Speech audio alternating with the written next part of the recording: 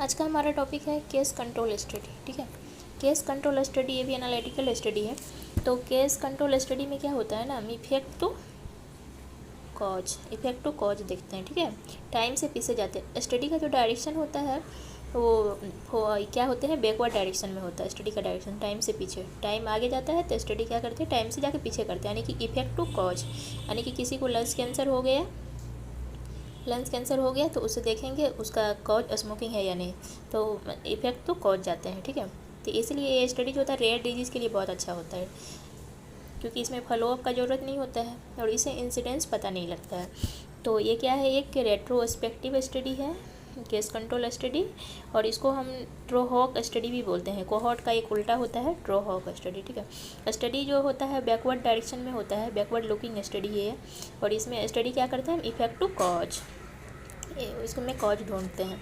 बहुत ही fast study होता है ये, बहुत ही मतलब चीपेस्ट होता है, उतना खर्चा नहीं होता है। आउटकम टू एक्सपोजर, ठीक है, और disease to risk factor, time के डायरेक्शन से अपोजिट डायरेक्शन में इसमें क्या होता है, स्टडी होता है। और लंग्स कैंसर टू स्मोकिंग, बीमारी हो गया है उसके बाद हम स्टडी करते हैं इसका। अब हम ये देखेंगे फीचर क्या होता है केस कंट्रोल स्टडी का। Both exposure and outcome have occur before the study start. Study शुरू होने से पहले ही क्या होता है, आउटकम और एक्सपोजर आ जाता है। एक्सपोजर भी पहले हुआ रहता है, आउटकम आता है, तो आउटपुट के बाद हम एक्सपोजर को पता करते हैं, तो दोनों ही हुआ रहता है स्टडी होने से पहले, आउटकम एंड एक्सपोजर। और स्टडी जो होता है बैकवर्ड डायरेक्शन में होता है, इफेक्ट टू कॉज। इसमें हम देखते हैं, इसमें क्या होता है, एक पॉपुलेशन लेते हैं। ठीक है, पॉपुलेशन लेते हैं तो उसमें केस, एक पॉपुलेशन ले लिए केस और एक कंट्रोल। ठीक है, एक पॉपुलेशन लिए, कोई भी हॉस्पिटल हो गया, कोई जनरल मतलब पब्लिक एरिया हो गया, वहाँ से या किसी भी एरिया से एक पॉपुलेशन लेते हैं, तो एक केस होता है, एक कंट्रोल होता है। ठीक है, तो केस जो होता है वही डिजीज, जिसको डिजीज होता है उसको केस बोलते हैं। कंट्रोल भी केस ही के जैसे होता है, लेकिन इसको क्या होता है, डिजीज नहीं होता है। केस और कंट्रोल, केस यानी कि डिजीज है उसको, कंट्रोल यानी कि उसको डिजीज नहीं है। तो केस जो मतलब कंट्रोल का कोई रिलेटिव वगैरह, पड़ोसी, कोई भी हो सकता है, उसी एरिया का लोग होते हैं, वैसा ही मतलब हम सेलेक्ट करते हैं, केसेज लेते हैं, कंट्रोल लेते हैं। फिर हम इस टाइम से पीछे जाते हैं, देखते हैं जो केसेज है कितने जो है, मतलब केसेज ले लिया, यानी कि हम लंग्स कैंसर का केस ले लिए, एक कोहार्ट ले लिया, यानी कि हेल्दी लोग ले लिए। ठीक है, तो इसमें से हम टाइम से पीछे जाते हैं, देखते हैं जो जिसको लंग्स कैंसर है कितने लोग स्मोकिंग करता था और कितने लोग स्मोकिंग नहीं करता था। ठीक है, फिर कंट्रोल में हम देखते हैं, कंट्रोल जो है उसमें कितने लोग स्मोकिंग करते थे, कितने लोग स्मोकिंग नहीं करते थे। ठीक है, जैसे कि हम 100 पीपुल लिए हैं, उसमें 50 केसेज लिए हैं लंग्स कैंसर का, और 50 जो लिए हैं हम कंट्रोल लिए हैं। ठीक है, तो इसमें से देखते हैं, तो 50 केसेज है, इसमें देखेंगे जो 45 लोग जैसे जो स्मोकिंग करते थे, 5 लोग ऐसे थे जो स्मोकिंग नहीं करते थे, जिसको लंग्स कैंसर हो गया। ठीक है, और 50 जैसे कंट्रोल है, कंट्रोल में देखते हैं इसमें से जो 40 लोग थे, इसमें से जो 10 लोग थे जो 40 नहीं 10 लोग थे जो स्मोकिंग क्या बोलते करते थे, और 40 लोग स्मोकिंग नहीं करते थे। ठीक है, तो ये कंट्रोल हो गया।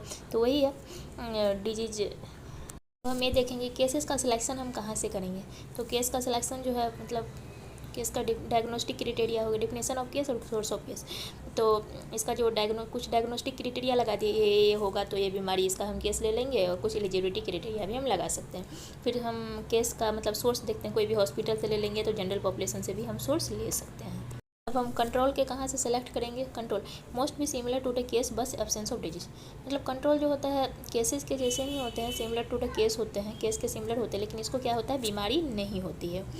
तो स्टडी ग्रुप अगर स्मॉल है तो उसमें हम एक केस के लिए 4 कंट्रोल लेंगे। ठीक है, अगर स्टडी ग्रुप स्मॉल है, स्मॉल स्टडी ग्रुप है, तो एक केस के लिए हम क्या होगा, 4 कंट्रोल लेंगे, 1:4 का रेशियो लेंगे। अगर स्टडी ग्रुप लार्ज है तो उसमें वो 1 केस के लिए एक कंट्रोल भी ले सकते हैं।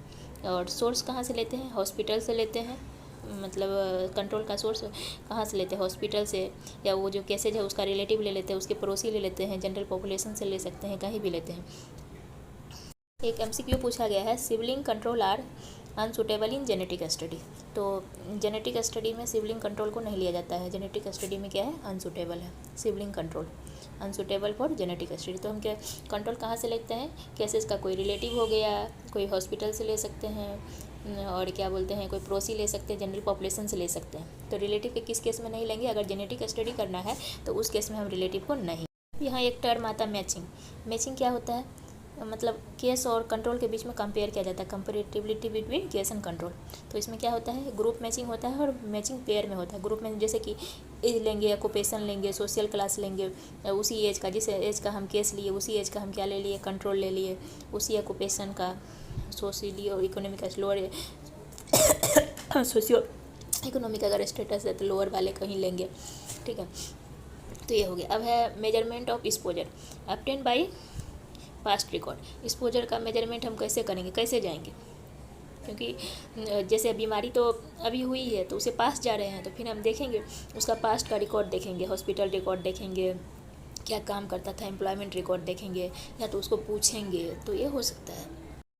एनालिसिस कैसे करेंगे, 2x2 टेबल से 2 रो और 2 कॉलम होता है, तो इसमें हम ले लेंगे डिजीज, मतलब केस ले लेंगे और कंट्रोल ले लेंगे और टोटल देंगे। एक केस है, कंट्रोल है। तो और इसमें लेंगे एक्सपोजर, जो जो जो स्मोकिंग किया उसको ले लेंगे, और जो स्मोकिंग नहीं किया वो लेंगे, एक्सपोज नॉन एक्सपोज, ठीक है। तो अब हम देखेंगे कितने लोग जो एक्सपोज है उसको डिजीज हुआ है, ठीक है, उसको हम ए से डिनोट किए। कितने लोग जो एक्सपोज है उसको डिजीज नहीं हुआ, उसको हम बी से डिनोट किए हैं, ठीक है।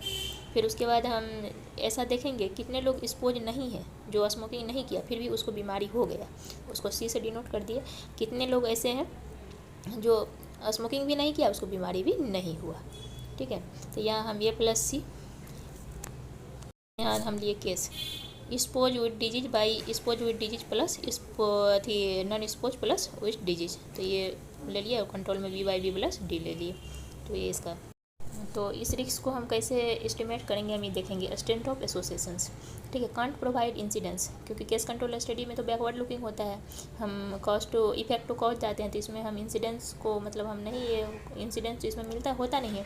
So the relative risk can not be calculated, incidence नहीं होता है तो रिलेटिव रिस्क इसमें हम नहीं निकाल सकते हैं, क्योंकि इंसिडेंस नहीं होता तो रिलेटिव रिस्क हम नहीं निकाल सकते हैं, नहीं कैलकुलेट कर सकते हैं। क्योंकि रिलेटिव रिस्क क्या होता है, रिलेटिव रिस्क जो होता है incident among exposed by incident among non exposed. Relative risk क्या होता है, incidence among exposed, incidence among non exposed, उसको हम क्या बोलते हैं, रिलेटिव रिस्क बोलते हैं, ठीक है।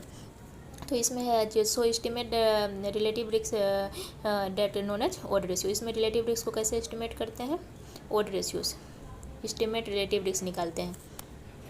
इसमें हम रिलेटिव रिस्क तो नहीं निकाल सकते क्योंकि इंसिडेंस नहीं है, इसलिए इसमें एस्टिमेटेड रिलेटिव रिस्क निकालते हैं, जिसको हम क्या बोलते हैं, ऑड रेशियो। ऑड रेशियो, और इसको हम क्या बोलते हैं, ऑड रेशियो और क्रॉस प्रोडक्ट रेशियो भी बोलते हैं। ये मतलब उतना एक्यूरेट नहीं होता है रिलेटिव रिस्क के जैसे। ऑड रेशियो क्या मतलब, ये मल्टीप्लिकेशन में होता है, ए इंटू डी बी इंटू से, ये इसलिए हम इसको क्रॉसिंग में होता है, इसलिए इसको हम क्या बोलते हैं, क्रॉस प्रोडक्ट रेशियो बोलते हैं। इसमें रिलेटिव रिस्क तो हम नहीं निकाल सकते क्योंकि हमारे पास इंसिडेंस नहीं है। रिलेटिव रिस्क का फार्मूला होता है incident among expose by incident among non expose, तो रिलेटिव रिस्क तो है नहीं, इसलिए हम यहाँ पे एस्टिमेटेड रिलेटिव रिस्क निकालते हैं, एस्टिमेटेड रिलेटिव रिस्क निकालते हैं, जिसको हम क्या बोलते हैं, ऑड रेशियो और क्रॉस प्रोडक्ट रेशियो। अब हम ये देखेंगे केस कंट्रोल स्टडी का एडवांटेज क्या है। एडवांटेज क्या है, ये रैपिड होता है, बहुत फास्ट स्टडी होता है, और कोहॉर्ट स्टडी के जैसे मतलब धीरे धीरे वाला नहीं होता है, फॉलोअप का कोई ज़रूरत नहीं पड़ता इसमें, और इनएक्सपेंसिव होता है, इसमें उतना कोई पैसे का ज़रूरत नहीं है इस स्टडी में, ठीक है। और रेयर डिजीज़ के लिए सूटेबल होता है, क्योंकि बहुत कम भी पीपल मिले तो उसमें बीमारी मिले तो उसमें कर देंगे, लेकिन उसमें तो कोहॉर्ट स्टडी में तो बहुत ज़्यादा लंबा करना पड़ता है ना। और इस फैक्टर जो इसमें आइडेंटिफाई हम कर सकते हैं, क्योंकि हम क्या बोलते हैं, इफेक्ट कॉज जाते हैं। मल्टीपल एक्सपोजर और मल्टीपल पोटेंशियल रिस्क फैक्टर मतलब डिजीज़ का भी हम स्टडी कर सकते हैं, मल्टीपल एक्सपोजर का। तो 3 चीज़ें हैं, बहुत ही रैपिड है, बहुत ही चीपेस्ट है, रेयर डिजीज़ के लिए ये सूटेबल है, और इस फैक्टर को हम आइडेंटिफाई कर सकते हैं। और मल्टीपल स्टडी भी कर दिया, बीमारी के साथ दूसरा बीमारी तो उसका भी हम स्टडी कर सकते हैं, और इसमें कोई इथिकल प्रॉब्लम जो वगैरह होता है वो नहीं आता है। और फिर हम बात करेंगे डिसएडवांटेज का। डिसएडवांटेज क्या है इसका, मतलब बायस को सिलेक्ट करने में, प्रॉब्लम इन सिलेक्शन बायस, ये दिक्कत आ सकती है। और इंसिडेंट को हम मेजर नहीं कर सकते हैं, और कंट्रोल मिलना कभी कभी बहुत दिक्कत हो जाता है। केस तो मिला लेकिन कंट्रोल मिलना दिक्कत हो जाता है, तो ये दिक्कत है, ठीक है। थैंक यू, मिलते हैं नेक्स्ट वीडियो में, बाय बाय।